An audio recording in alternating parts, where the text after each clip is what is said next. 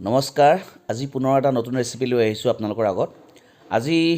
সৰস্বতী পূজা আছিল আৰু ঘৰত মই অকলে আছোঁ হে কি বনাম কি নবনাম বুলি ভাবিলোঁ এটা নতুন ৰেচিপি লৈ যাওঁ হেয়ে বনাইছোঁ আজি নিৰামিষ বেঙেনা ইয়াৰ বাবে আমি বেঙেনা এনেদৰে কাটি ল'ব লাগিব দেখিছে আপোনালোকে ভিডিঅ'ত বেঙেনাটো আমি কেনেদৰে কাটি লৈছোঁ এনেদৰে স্লাইচ কৰি বেঙেনাটো কাটি ল'ব দেখিছে ইয়াৰ পিছতে আমি এটা মিক্সি গ্ৰাইণ্ডাৰত এইদৰে সৰিয়হ দিম সৰিয়হৰ লগতে শুকান জলকীয়া দিম আৰু সামান্য পানী দি এটা পেষ্ট বনাই ল'ম ঠিক আছে এতিয়া চাওক বেঙেনাখিনিৰ ওপৰতে কাটি থোৱা বেঙেনাখিনিৰ ওপৰতে হালধি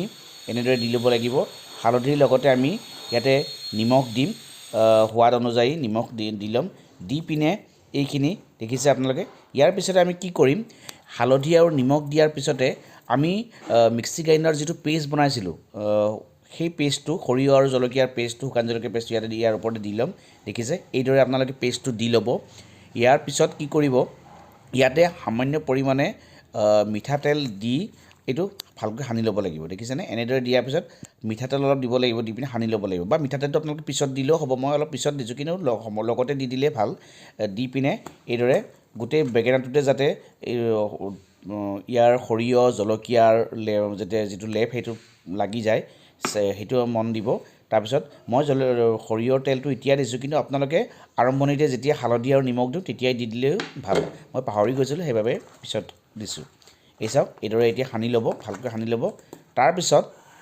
আমি কেৰাহী গৰম হ'ব দিম আৰু এই গৰম কেৰাহীত মিঠাতেল দিম সামান্য পৰিমাণৰ দি পিনে তেল যেতিয়া গৰম হৈ যাব তেতিয়া মেৰিনেট কৰি থোৱা বেঙেনাখিনি আমি ইয়াতে দি দিম গৰম তেলত এইদৰে জুইৰ ফ্লেমটো অলপ বঢ়াই দিম বঢ়াই পিনে অলপমান দুই এক মিনিট এনেকৈ ৰখাৰ পিছত এই চাওক দেখিছে আপোনালোকে এতিয়া আমি ইয়াত কি কৰিম কাটি থোৱা কেঁচা বিলাহী দি দিম মই দুটা দিছোঁ আপোনালোকে নিজৰ সোৱাদ অনুযায়ী দিব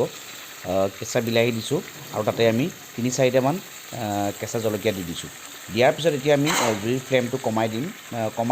দিম দিয়াৰ তাৰপিছত তাতে আমি সামান্য পৰিমাণে পানী এড কৰিম মোৰ অলপ পানী বেছি হৈছে কিন্তু আপোনালোকে পাৰিলে পানী কমকৈ দিব আৰু লাগিলে পিছত